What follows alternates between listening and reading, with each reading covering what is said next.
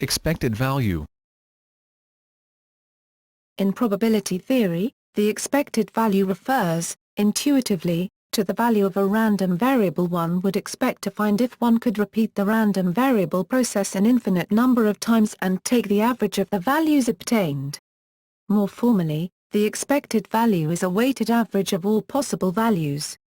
In other words, each possible value that the random variable can assume is multiplied by its assigned weight, and the resulting products are then added together to find the expected value. The weights used in computing this average are the probabilities in the case of a discrete random variable, or the values of a probability density function in the case of a continuous random variable. From a rigorous theoretical standpoint, the expected value of a continuous variable is the integral of the random variable with respect to its probability measure. Since probability can never be negative, although it can be zero, the expected value is proportional to the area under the curve of the graph of the values of a random variable multiplied by the probability of that value.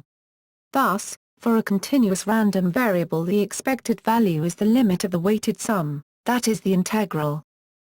The intuitive explanation of the expected value above is a consequence of the law of large numbers. The expected value, when it exists, is almost surely the limit of the sample mean as the sample size grows to infinity. More informally, it can be interpreted as the long-run average of the results of many independent repetitions of an experiment, for example a dice roll. The value may not be expected in the ordinary sense. The expected value itself may be unlikely or even impossible, such as having 2.5 children, as is also the case with a sample mean. The expected value does not exist for random variables having some distributions with large tails, such as the Cauchy distribution. For random variables such as these, the long tails of the distribution prevent the sum integral from converging. The expected value is a key aspect of how one characterizes a probability distribution. It is one type of location parameter. By contrast, the variance is a measure of dispersion of the possible values of the random variable around the expected value. The variance itself is defined in terms of two expectations. It is the expected value of the squared deviation of the variable's value from the variable's expected value. The expected value plays important roles in a variety of contexts. In regression analysis, one desires a formula in terms of observed data that will give a good estimate of the parameter giving the effect of some explanatory variable upon a dependent variable. The formula will give different estimates using different samples of data, so the estimate it gives is itself a random variable. A formula is typically considered good in this context if it is an unbiased estimator. That is, if the expected value of the estimate, the average value it would give over an arbitrarily large number of separate samples, can be shown to equal the true value of the desired parameter. In decision theory, and in particular in choice under uncertainty, an agent is described as making an optimal choice in the context of incomplete information. For risk-neutral agents, the choice involves using the expected values of uncertain quantities, while for risk-averse agents it involves maximizing the expected value of some objective function such as a von Neumann-Morgenstern utility function. Definition. Univariate discrete random variable, finite case. Suppose random variable x can take value x1 with probability p1, value x2 with probability p2, and so on, up to value xk with probability pk. Then the expectation of this random variable x is defined as, since all probabilities pi add up to 1, p1 plus p2 plus pk equals 1, the expected value can be viewed as the weighted average, with pi's being the weights. If all outcomes xi are equally likely, that is, p1 equals p2 equals pk, then the weighted average turns into the simple average.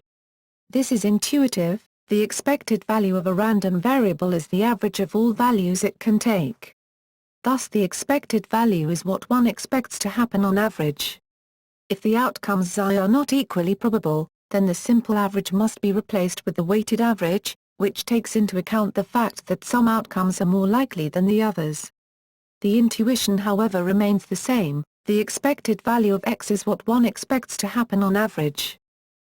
Example 1. Let x represent the outcome of a roll of a six-sided die.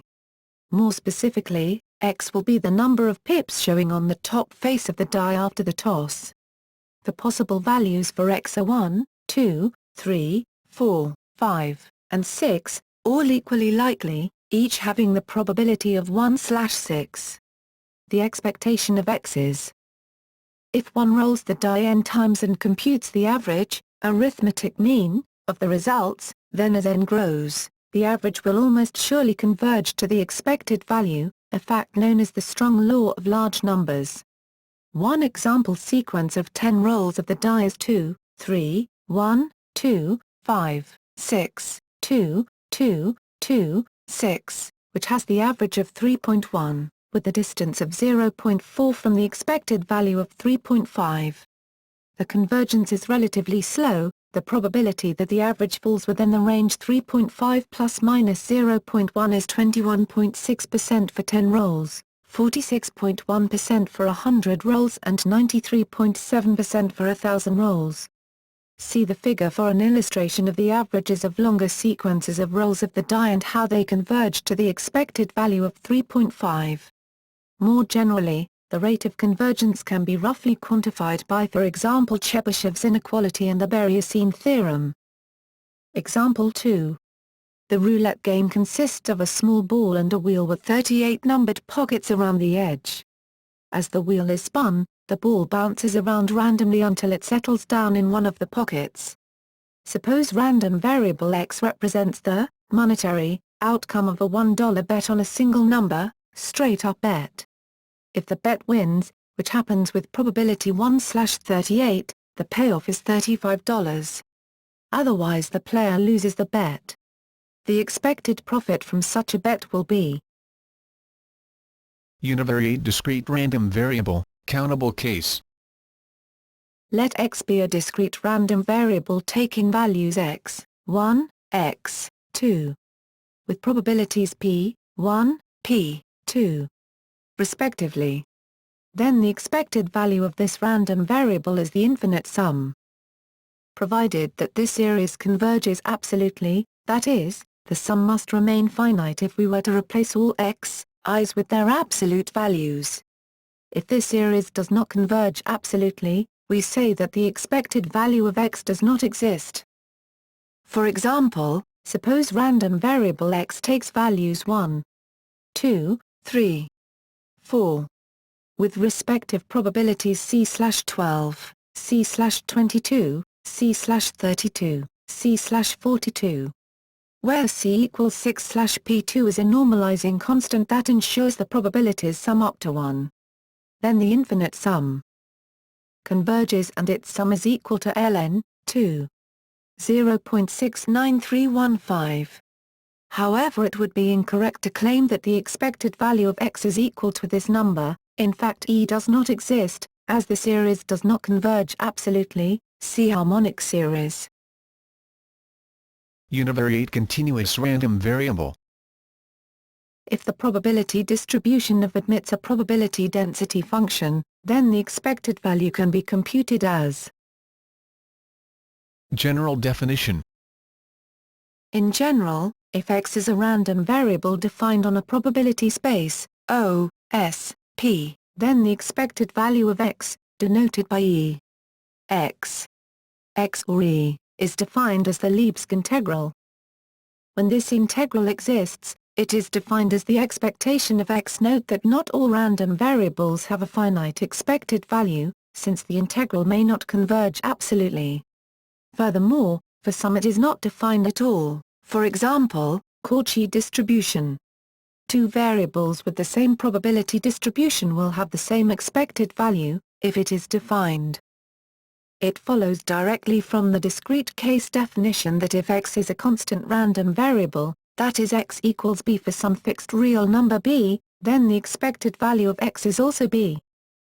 The expected value of a measurable function of x, g, x, given that x has a probability density function f, x, is given by the inner product of f and g. This is sometimes called the law of the unconscious statistician.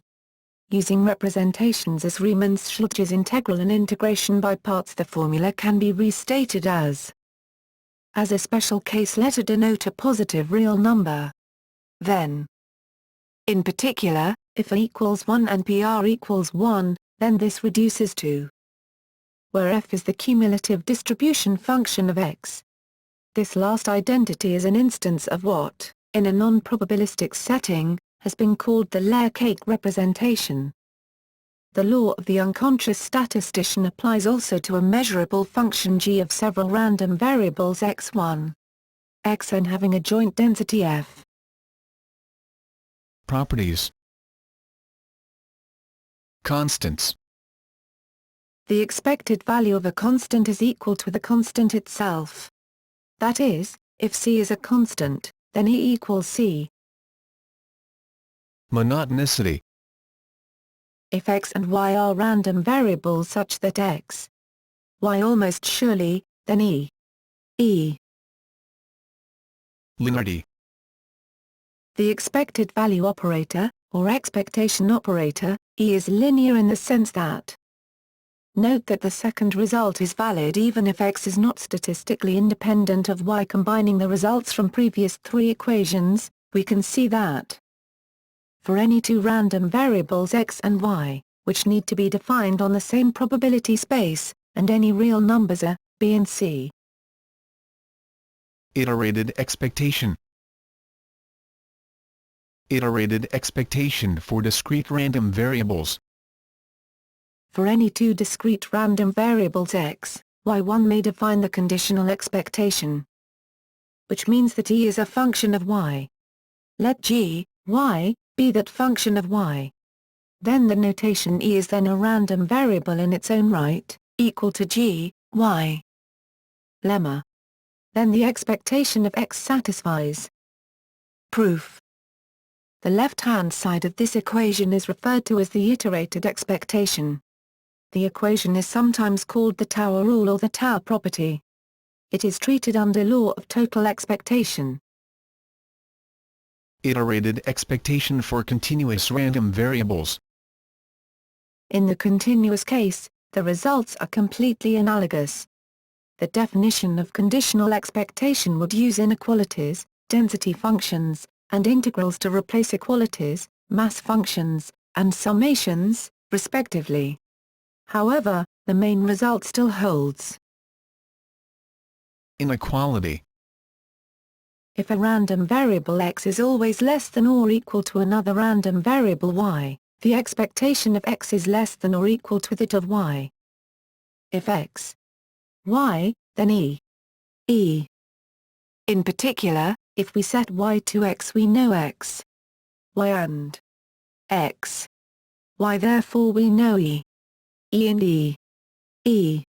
From the linearity of expectation we know E, therefore the absolute value of expectation of a random variable is less than or equal to the expectation of its absolute value. Non-multiplicativity. If one considers the joint probability density function of x and y, say j, x, y, then the expectation of xy is. In general, the expected value operator is not multiplicative, that is, E is not necessarily equal to E. In fact, the amount by which multiplicativity fails is called the covariance. Thus multiplicativity holds precisely when cov, x, y, equals 0, in which case x and y are said to be uncorrelated. Independent variables are a notable case of uncorrelated variables. Now if x and y are independent, then by definition j, x, y, equals f, x, g, y, where f and g are the marginal PDFs for x and y. Then and cov, x, y, equals 0. Observe that independence of x and y is required only to write j, x, y, equals f, x, g, y, and this is required to establish the second equality above. The third equality follows from a basic application of the Fubini-Tonelli theorem. Functional non-invariance. In general, The expectation operator and functions of random variables do not commute.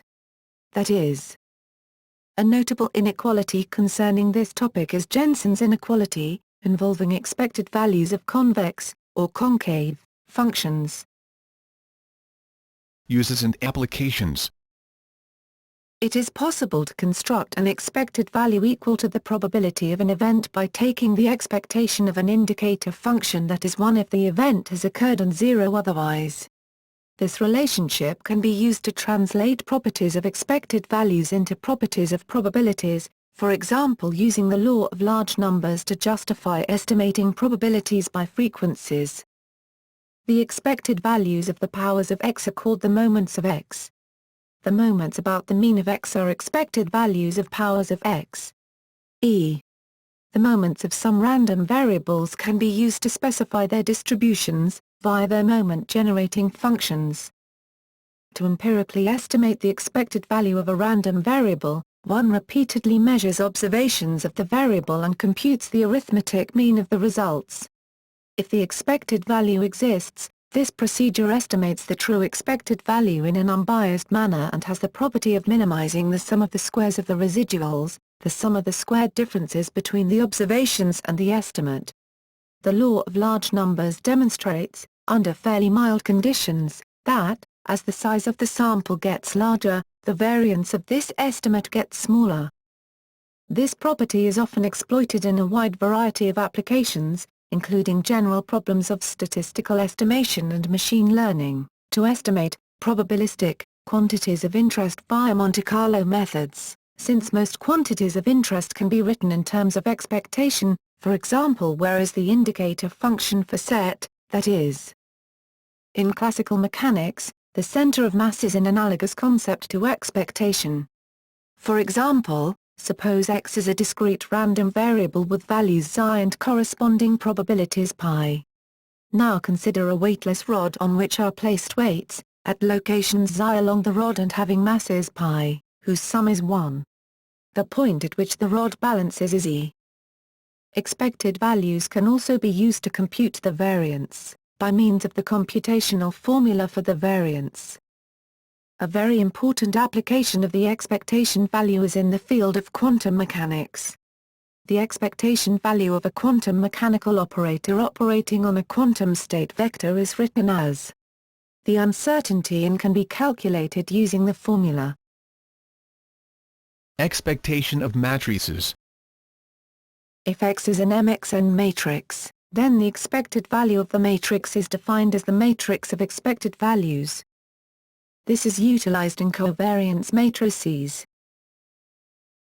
Formulas for special cases. Discrete distribution taking only non-negative integer values. When a random variable takes only values in 0, 1, 2, 3. We can use the following formula for computing its expectation, even when the expectation is infinite. Proof. Interchanging the order of summation, we have. This result can be a useful computational shortcut.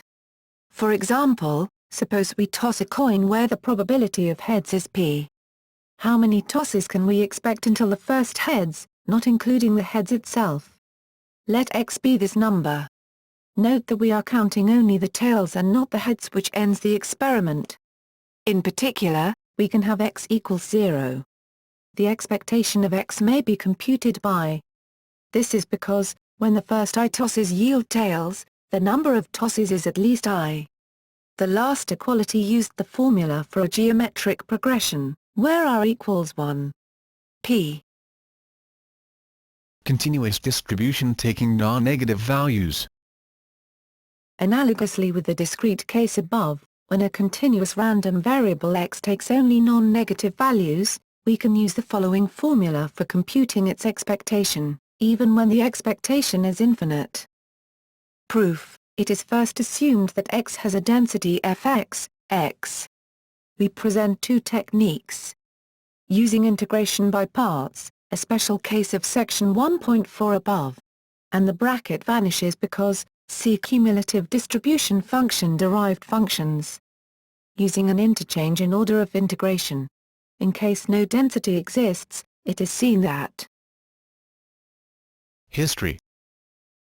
the idea of the expected value originated in the middle of the 17th century from the study of the so-called problem of points. This problem is, how to divide the stakes in a fair way between two players who have to end their game before it's properly finished.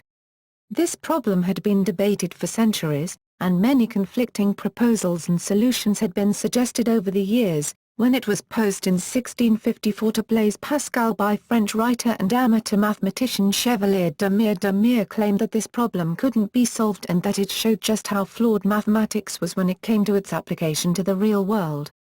Pascal, being a mathematician, was provoked and determined to solve the problem once and for all. He began to discuss the problem in a now famous series of letters to Pierre de Fermat. Soon enough they both independently came up with a solution. They solved the problem in different computational ways, but their results were identical because their computations were based on the same fundamental principle. The principle is that the value of a future gain should be directly proportional to the chance of getting it. This principle seemed to have come naturally to both of them.